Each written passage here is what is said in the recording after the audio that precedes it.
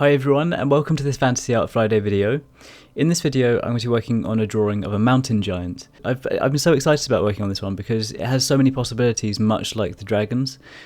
So thinking about this giant living within the mountains and living in the valleys of those areas.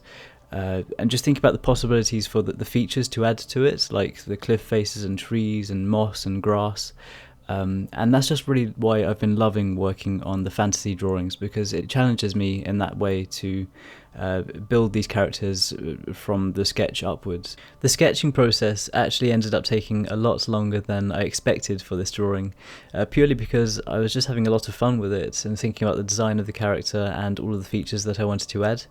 In terms of the pen outlines afterwards, I mainly used a Copic Multiliner SP 0.03mm. In terms of the design of this character, I added a human-like face, but with much sharper lines to indicate that it's crafted from rock. After that, around the giant's head, I added some cliff faces with some trees on top to add a sense of scale and to really give some perspective of how large this giant is. Above that, I added some rock faces protruding from the top of the giant's head. For the rest of the giant's body, I wanted to add lots of rock, and I wanted to add some bushes around its stomach area, but afterwards I decided that they were going to be some mushrooms, like the kind of mushrooms you see hanging off the side of trees and rocks. For the rest of the layout, I added a hill rolling in from the right side with the giant's hand resting on it, and also added a comic panel around the right side with the giant's body acting as the left-hand border, as another way of making the giant really stand out from the image and from the background.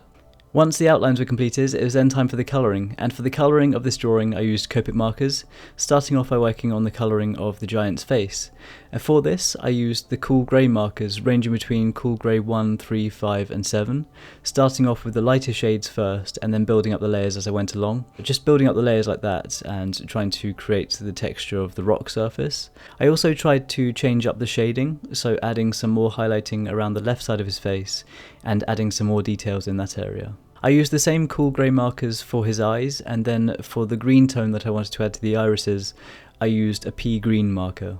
To add the white opaque highlights to his eyes, nose and lots of areas around this drawing, I used my Uni-Ball Signo Broad white ink pen. And I also tried to use my white Prismacolor pencil to add some highlighting around the lower edge of some of the shaded areas, to show up the shape, especially around all of the rock surfaces, just trying to define their shapes amongst all of the darker shading. For the cliff faces around the giant's head, for the grass I used a mixture of pea green and verdigris, and then for the areas underneath the grass I used a mixture of champagne and maroon markers, also using the same coloured markers for the trees on top of those cliffs. For the large rocks protruding from the top of the giant's head, I used a mixture of cool grey 3 and 5 for the grey tones, and then for the moss on top of each rock, I used the pea green and verdigris markers. Also then adding a bunch of highlights around the giant's head with the Uni-Ball highlighter pen and the white Prismacolor pencil. Moving on from that area, it was time to work on the giant's body, and to create the rock texture around this area, I started building up the cool grey markers again, like I did for the giant's face, and then just made the area much darker, adding a lot of the cool grey 7, and even then adding some layers of a black Copic marker over the top of it as well. Just adding streaks of those darker markers, and then adding the white Prismacolor pencil to show some highlighting around the undersides of those rocks to just show up and define the shapes.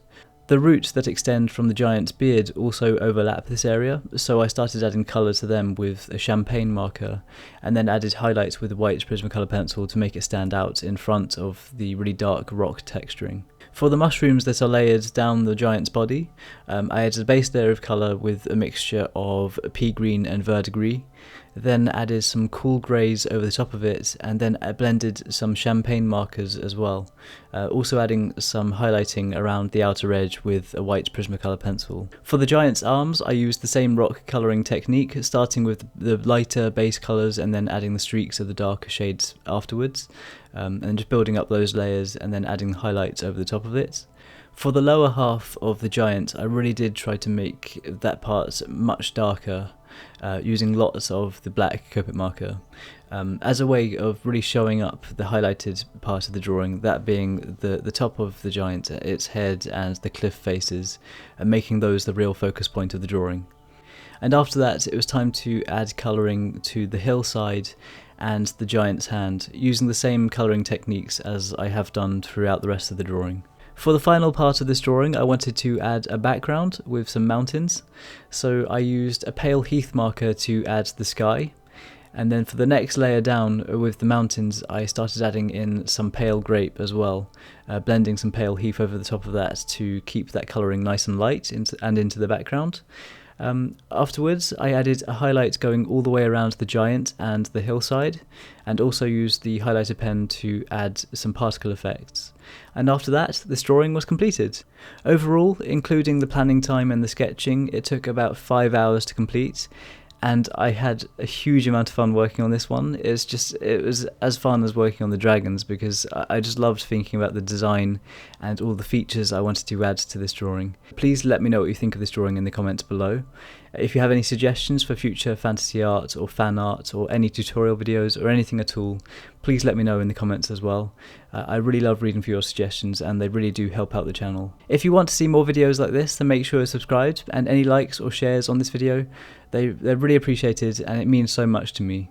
If you want to follow my progress and keep updated with everything I'm working on, then be sure to check out the links in the description box below to check out my Twitter, Facebook and Instagram. And once again, thank you so much for the support, and thank you so much for watching this video.